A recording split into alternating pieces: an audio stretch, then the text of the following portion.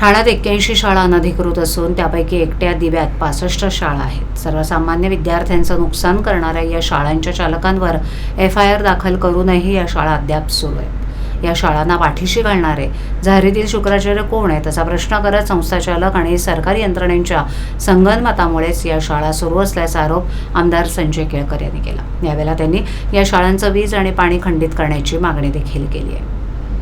ठाण्यात विशेषतः मुंब्रा आणि दिवा परिसरात अनधिकृत बांधकामांप्रमाणेच अनधिकृत शाळांचा प्रश्न आवासून उभा राहिलाय। या शाळांवर ठोस कारवाई होत नसल्यानं या शाळांचं शेपूट वाढतच चाललंय।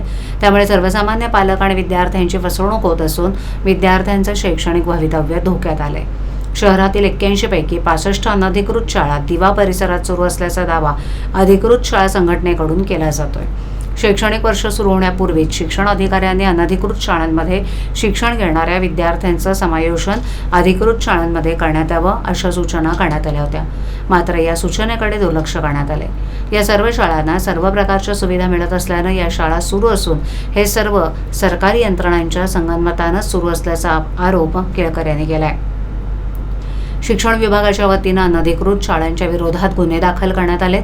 मात्र गुन्हे दाखल होऊनही एकाही संस्थाचालकाला अद्याप अटक करण्यात आलेली नाही। अधिकृत शाळांच्या संघटनेच्या पदाधिकाऱ्यांनी या संदर्भात आमदार केळकर यांची नुकतीच भेट घेतली। त्यावेळेला केळकर यांनी पोलीस आयुक्त आशुतोष डोंबरे यांच्याशी चर्चा करून कठोर कारवाईची मागणी केली। तर डोंबरे यांनी कारवाईबाबतचा आढावा घेणार असल्याची माहिती केळकर यांना दिली आहे। आणि या विषयावर गेली 3-4 वर्ष विधिमंडळातही आम्ही मांडत आलो आहे आणि विधिमंडळाच्या बाहेरही याच्या संबंधी ठोस अशा प्रकारचा तोडगा काढायला प्रयत्न केला आहे। अनेक गोष्टी संगनमताने चालत आहेत। मग ते शिक्षण विभाग देखील आवश्यक ते करत नाही।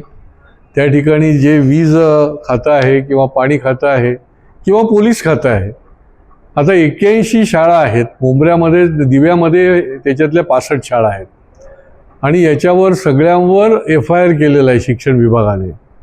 पण त्याचं पुढे काय झालं? त्यामुळे मी माननीय पोलीस आयुक्तांच्या बरोबर देखील या विषयात आज चर्चा केली आणि त्यांनी सांगितलं की 2 दिवसाच्या आतमध्ये मी ह्याची रिव्ह्यू मीटिंग घेईन आणि या FIRच्या संबंधी काय झालं ते देखील त्यांच्याकडनं फीडबॅक घेईन आणि पुढची कारवाई करू। पण याच्या संबंधी हे पालकांचंही नुकसान आहे, विद्यार्थ्यांचंही नुकसान आहे अनधिकृत शाळा म्हणजे, आणि त्याच्यामुळे कठोर अशा प्रकारची कारवाई। मग त्या शाळा तुम्ही सील करा, पाणी आणि वीज तोडा, इथपर्यंतची कारवाई जी आहे ती करणं गरजेचं आहे। आणि मध्ये जे झारीतले शुक्राचार्य आहेत त्यांचा बंदोबस्त करणं देखील महत्त्वाचं आहे। या शाळा कमी होण्यापेक्षा वाढत आहेत। या पूर्णपणे बंद होण्याच्या दृष्टीने पुढच्या काळामध्ये ठोस पावलं घेतली जातील।